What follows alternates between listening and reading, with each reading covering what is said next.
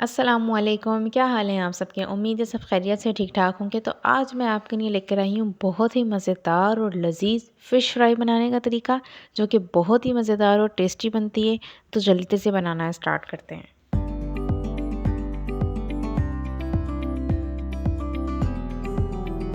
سب سے پہلے اس کا مسالہ ریڈی کر لیتے ہیں۔ تو 1 ٹی اسپون لیا ہے اجوائن، 1.5 ٹی اسپون لیا ہے ثابت دھنیا، یعنی کہ 1.5 ٹیبل اسپون ثابت دھنیا ہے، اور 1 ٹی اسپون سفید زیرہ ہے۔ ان کو سب سے پہلے میڈیم ٹو لو فلیم پر ہلکا سا روسٹ کر لیں گے اور انہیں موٹا موٹا کوٹ لیں گے۔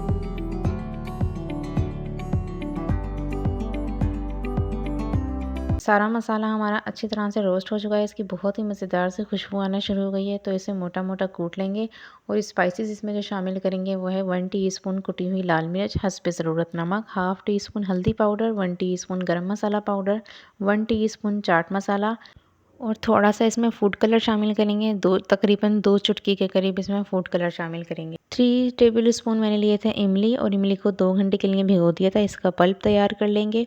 اور 3 سے 4 ٹیبل اسپون لیا ہے کارن فلور کے، اور 1.5 kg ہے یہ مچھلی، اور یہ پیسز بڑے ہیں، اس کے فرائی مچھلی کرنے کے لیے پیس بڑے لیتے ہیں، تو اس کے بھی پیسز بڑے ہیں۔ تو چلیے مسالہ لگانا اسٹارٹ کرتے ہیں، اور 2 ٹیبل اسپون اس میں سرکہ شامل کریں گے۔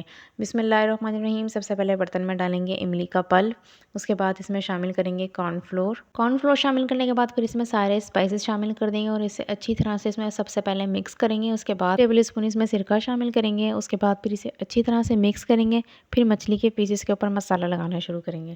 تو آپ دیکھیں مسالہ اچھی طرح سے مکس ہو چکا ہے، اب اس کی کوٹنگ کر لیں گے ہم پیسز کے اوپر اچھی طرح سے۔ سارے پیسز پہ اچھی طرح سے مسالہ لگ چکا ہے، اور یہ جو تھوڑا سا مسالہ رہ جائے گا، اسے آپ اس طرح سے ڈبے میں رکھ کر مچھلی، اور اوپر سے سارا مسالہ اس کے اوپر ڈال دینا، اور اسے اوور نائٹ کے لیے آپ فریج میں رکھ سکتے ہیں ڈھک کر۔ اسے اچھی طرح 8 ٹائٹ جار میں ڈھک کر آپ اوور نائٹ کے لیے فریج میں رکھیں۔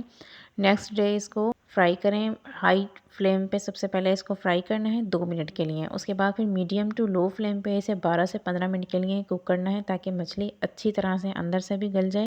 آئل اچھی طرح سے گرم ہونا چاہیے، کیونکہ جب ہم اس میں مچھلی شامل کریں گے تو یہ چپک سکتی ہے اگر آئل تھوڑا سا بھی ٹھنڈا ہوا، تو اس چیز کا خیال آپ نے رکھنا ہے۔ اور دوسری بات یہ کہ آپ یہ دیکھیں آئل بہت زیادہ گرم تھا اس ٹائم میں نے مچھلی اس کے اندر ڈالی تھی، تو اسے میڈیم ٹو لو فلیم پر میں نے 12 سے 15 منٹ کے لیے پکایا۔ تو آپ یہ دیکھ سکتے ہیں یہ مچھلی چپکی نہیں ہے نیچے بالکل بھی۔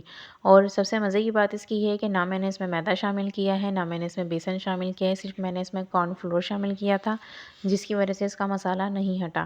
کیونکہ اکثریت ایسا ہوتا ہے کہ مچھلی ہم جیسے ہی آئل میں ڈالتے ہیں تو اس کا مسالہ ہٹنا شروع ہو جاتا ہے، لیکن کارن فلور اگر آپ شامل کریں گے تو مسالہ نہیں ہٹے گا۔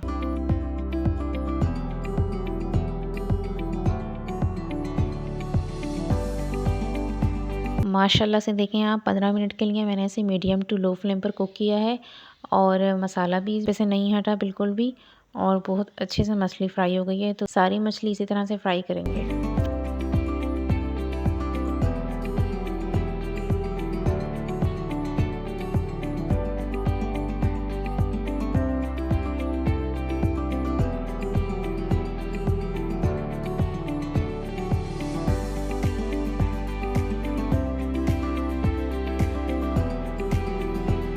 ماشاءاللہ ماشاءاللہ تیار ہے مزیدار سی فش فرائی۔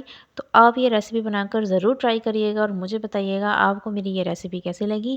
اور مچھلی کے ساتھ جو اسپیشل قسم کا رائتا اور اس کے ساتھ جو مزیدار سی چٹنی تیار ہوتی ہے، تو انشاءاللہ جلد آپ کے ساتھ اس کی ریسیپی بھی شیئر کروں گی۔ تو جلدی سے چینل کو سبسکرائب کریں، لائک کریں، شیئر کریں۔ پھر ملوں گی آپ سے نیکسٹ مزیدار سی ریسیپی کے ساتھ۔ مجھے دعاؤں میں یاد رکھیں، اپنا خیال رکھیں۔ اللہ حافظ۔